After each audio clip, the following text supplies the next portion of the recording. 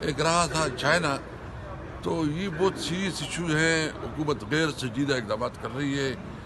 ہمیں تو ڈر ہے کہ شاید جو افغانستان کے ساتھ جو نیا سچویشن ہے، یہ جو ہے نا پاکستان کو، خاص کر پشاور کو بہت زیادہ عدم استحکام دے سکتا ہے.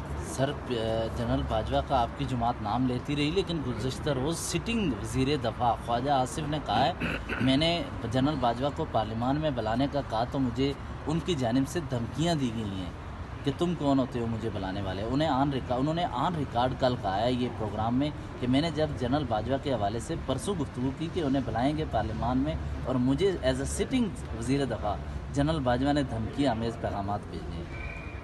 دیکھیں، سب سے پہلی بات تو یہ ہے کہ ہماری جدوجہد ابھی جو انشاءاللہ ہم نئی جدوجہد شروع کر رہے ہیں، ہم صرف اور صرف پارلیمنٹ کو ہم امپاور کریں، پارلیمنٹ کو مضبوط کرنے کے لیے، پارلیمنٹ کو جو ہے نا اس کا اصل مقام دلانے کے لیے ہم کر رہے ہیں. اور اس کے ساتھ ساتھ ہم جو ہے نا ہماری کوشش کہ جب ملک میں آئین سپریم ہوگا، آئین کی سپرمیسی کے لیے، قانون کی علمبرداری کے لیے، تو اس کے لیے ہماری، کیونکہ اس وقت عمل ملک میں آئین معطل ہے.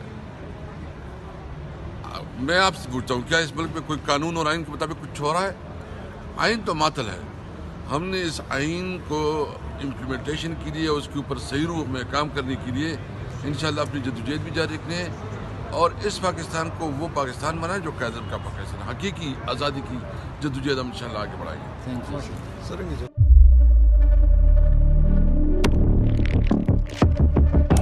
قدرت کی تخلیق میں کوئی کمی نہیں، بس دیکھنے والی نظر چاہیے. قدرت کے بنائے اس نظام میں کون ہے فسادی اور کون کر رہا ہے حق کی منادی؟ Absolutely not. قدرت کی سب پر نظر ہے، مظلوم کی آہ ہو یا ظالم بے پرواہ، قدرت کی نظر سے اوجھل نہیں.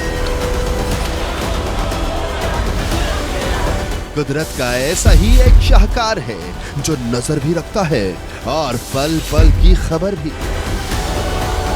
براہ راست جلسے ہو یا رکھنی ہو پاکستان سمیت دنیا بھر کی خبروں پر نظر، تو ابھی سبسکرائب کریں یوٹیوب پر ڈیلی قدرت کو، یا پھر فالو کریں سوشل میڈیا پر ڈیلی قدرت کو، اور رہیں ہر لمحہ باخبر.